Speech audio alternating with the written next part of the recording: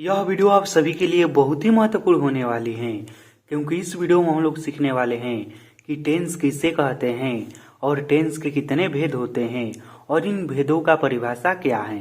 तो यदि आप टेंस के बारे में सब कुछ अच्छे से सीखना चाहते हैं तो इस वीडियो को शुरू से लेकर अंत तक और ध्यान से जरूर देखिएगा। जी हाँ, आपको केवल इतना ही काम करना है कि इस वीडियो को शुरू से लेकर अंत तक और ध्यान से देखना है। टेंस को बिल्कुल अच्छे तरह से सिखाने की जो गारंटी है वह मेरी है। यदि आप इस वीडियो को शुरू से लेकर अंत तक और वो भी बिना भगाए हुए देखते हैं तो यह वीडियो जैसे ही खत्म होगा आप टेंस के बारे में सब कुछ अच्छे से सीख गए होंगे। तो चलिए अब इस वीडियो को हम शुरू करते हैं। तो सबसे पहले हम यह समझ लेते हैं कि टेंस कहते किसे हैं। तो देखिए, इसका परिभाषा मैं बहुत ही आसान शब्दों में लिखा हूँ और एक लाइन में कि किसी वाक्य में क्रिया के समय को दर्शाने वाले शब्द को टेंस कहते हैं। जी हाँ, टेंस किसे कहते हैं तो किसी वाक्य में क्रिया के समय को या क्रिया के जो समय को बताता है शब्द उसी को टेंस कहते हैं। देखिए, इससे आसान परिभाषा आपको पूरे यूट्यूब पर कहीं पर भी नहीं मिलेगा।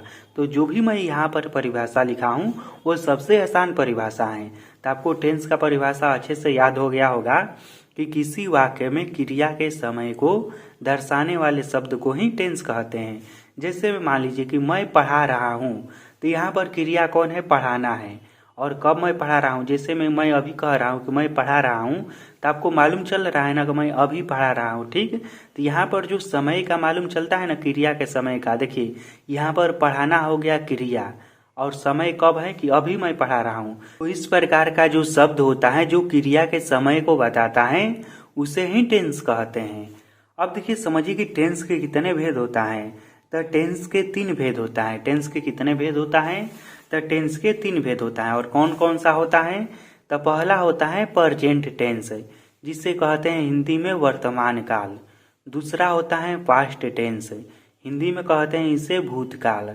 और तीसरा होता है फ्यूचर टेंस, इसे हिंदी में कहते हैं भविष्यत काल। टेंस के कितने भेद होता है? तो टेंस के 3 भेद होता है। पहला होता है प्रेजेंट टेंस, दूसरा होता है पास्ट टेंस और तीसरा होता है फ्यूचर टेंस। इसे हिंदी में क्या कहते हैं? तो पहला को कहते हैं वर्तमान काल, भूतकाल और भविष्यत काल। अब हम समझते हैं कि प्रेजेंट टेंस किसे कहते हैं। तो देखिए, प्रेजेंट टेंस का मतलब होता है वर्तमान काल। इसका परिभाषा यह होता है कि जब किसी कार्य के करने या होने का बोध वर्तमान समय में हो तो उसे प्रेजेंट टेंस कहते हैं।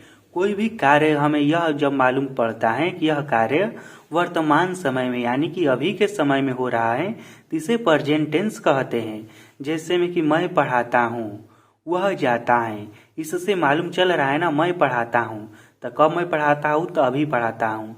वह जाता है तो समय मालूम चल रहा है ना कि वह अभी जा रहा है, यानी कि वह अभी जाता है, ठीक। तो इससे क्या मालूम चल रहा है? इससे प्रेजेंट समय को मालूम चल रहा है, यानी कि वर्तमान के समय को, अभी के समय को मालूम चल रहा है। तो जिस टेंस से हमें अभी के समय के मालूम चलता है उसे ही प्रेजेंट टेंस कहते हैं। इसका भी परिभाषा बहुत ही आसान है कि जब किसी कार्य के करने या होने का बोध वर्तमान समय में हो तो उसे प्रेजेंट टेंस कहते हैं। अब हम समझते हैं कि पास्ट टेंस किसे कहते हैं। तो देखिए, इस पास्ट टेंस का मतलब होता है भूतकाल। हिंदी में इसे क्या कहते हैं? तो हिंदी में इसे कहते हैं भूतकाल।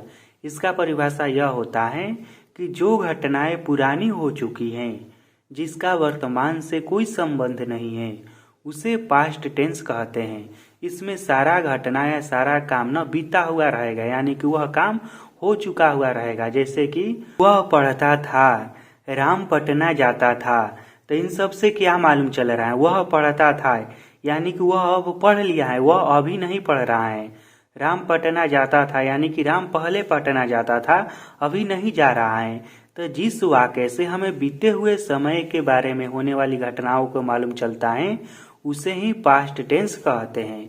अब हम समझते हैं कि फ्यूचर टेंस किसे कहते हैं। तो देखिए, इसे कहते हैं हिंदी में भविष्यत काल। और इसका परिभाषा होता है कि जब किसी कार्य के करने या होने का बोध आने वाले समय में होता है उसे फ्यूचर टेंस कहते हैं। इसमें जो कार्य होने वाला होता है ना, वह आने वाला समय में होने वाला होता है। जैसे में देखिए, मैं जाऊंगा, इससे क्या मालूम चल रहा है कि मैं आने वाले समय में जाऊंगा, मैं अभी नहीं जाऊंगा, आने वाले समय में जाऊंगा। वह पढ़ेगा। तो इससे भी यही मालूम चल रहा है कि वह आने वाले समय में पढ़ेगा, अभी नहीं पढ़ेगा। तो जिस कार्य के करने या होने का बोध आने वाले समय में होता है उसे फ्यूचर टेंस कहते हैं। देखिए अभी तक हमने पढ़ा कि टेंस किसे कहते हैं और टेंस कितने प्रकार के होता है। तो अभी जो हमने पढ़ा ना कि टेंस 3 प्रकार के होता है, प्रेजेंट टेंस, पास्ट टेंस और फ्यूचर टेंस। तो देखिए यह जो तीनों टेंस है ना, इसका 4 भाग होता है। प्रत्येक टेंस का 4 भाग होता है। अब हम उन चारों भाग को समझ लेते हैं। जैसे में देखिए पहला इसका भाग होता है, यह हर एक टेंस का पहला भाग होता है इंडेफिनिट टेंस। इसमें ऐसा वाक्य आता है जिसका समय निर्धारित नहीं होता है। जैसे में देखिए प्रेजेंट टेंस में मैं पढ़ता हूँ, तो मैं कब से पढ़ता हूँ, कब तक पढ़ूंगा, इसमें समय का निर्धारण नहीं है। तो यह जो है ना पहला वाक्य, यह प्रेजेंट टेंस का है। उसके बाद वह पढ़ता था, यह बीत गया है समय, यह पास्ट टेंस का है। और वह पढ़ेगा, यह फ्यूचर टेंस का है। ठीक है, यह हो गया प्रेजेंट टेंस का, PRESENT प्रेजेंट। यह हो गया पास्ट, PAST पास्ट। और यह फ्यूचर, FUTURE फ्यूचर टेंस का।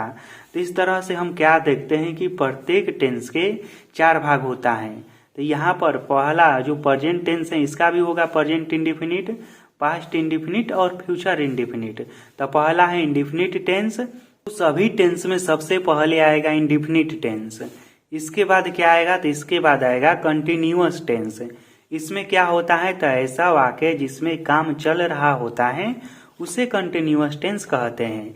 जैसे में देखिए मैं पढ़ा रहा हूँ, तो इससे क्या मालूम चल रहा है कि काम हो रहा है। तो यह प्रेजेंट टेंस का है।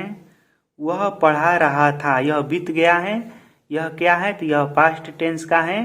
मैं पढ़ाता रहूंगा, तो यह कौन सा है, यह फ्यूचर टेंस का है। ठीक है, तो इस तरह से पहला क्या होता है, प्रत्येक टेंस का पहला भाग होता है इंडेफिनिट टेंस, दूसरा होता है कंटिन्यूअस टेंस, तीसरा होता है परफेक्ट टेंस। तो इस टेंस में काम हो चुका रहता है। जैसे में देखिए मैं पढ़ चुका हूँ, वह जा चुका था, मैं पढ़ चुकूंगा। तो इसमें काम समाप्त हो गया रहता है। उसके बाद चौथा भाग होता है परफेक्ट कंटिन्यूअस टेंस। तो इस टेंस में काम हो भी चुका रहता है और जारी भी रहता है। जैसे में समझिए, देखिए यहाँ पर है मैं पढ़ता रहा हूँ, मैं पढ़ता रहा था, मैं पढ़ता हुआ रहूंगा। तो इसमें क्या मालूम चल रहा है कि काम हो भी चुका है और जारी भी है।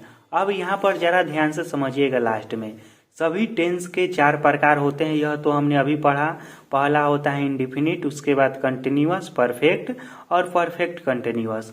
तो देखिए यहाँ पर प्रेजेंट टेंस के जो 4 प्रकार हैं उसको मैं यहाँ पर लिखा हूँ।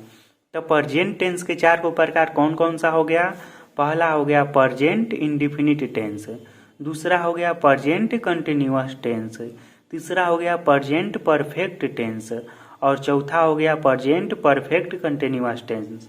अब देखिए यहाँ पर केवल मैं प्रेजेंट टेंस का लिखा हूँ। 2 टेंस है ना, एगो है ना पास्ट टेंस और एगो फ्यूचर टेंस। अब हमें फ्यूचर टेंस के 4 भाग को लिखना होगा, तो हम किस तरह से लिखेंगे, तो यहाँ पर देखिए जो मैं प्रेजेंट लिखा हूँ ना, तो फ्यूचर टेंस का लिखना होगा। तो इस सभी जगहों पर, 4 जगह पर फ्यूचर रख देंगे और यह सब उसी तरह से रहेगा। तो मान लीजिए हम इसमें फ्यूचर रखेंगे तो क्या हो जाएगा, future indefinite tense, future continuous tense, future perfect tense और फ्यूचर परफेक्ट कंटिन्यूअस टेंस। यदि हमें पास्ट टेंस के 4 भाग लिखना होगा तो हम क्या करेंगे, प्रेजेंट के जगह पर पास्ट को रख देंगे, तो हो जाएगा past indefinite tense, past continuous tense, past perfect tense और पास्ट परफेक्ट कंटिन्यूअस टेंस। तो इस तरह से टेंस के 3 टेंस हैं और तीनों का 4 भाग होता है। इस तरह से हम कह सकते हैं कि टेंस के कुल कितने भाग होता है, तो टेंस के कुल मिलाकर 12 भाग होता है और इस 12 भाग को हमें पढ़ना है। तो अगर इस वीडियो को अच्छा खासा आप लोगों का प्यार मिलेगा, आप लोगों का सपोर्ट रहेगा, तो इस 12 भाग को मैं बहुत ही अच्छे से पढ़ाऊंगा। फिलहाल इस वीडियो को मैं यहीं पर ख़त्म करता हूं। फिर मिलेंगे आपसे बहुत जल्द किसी अगले वीडियो में। इस वीडियो को देखने के लिए धन्यवाद।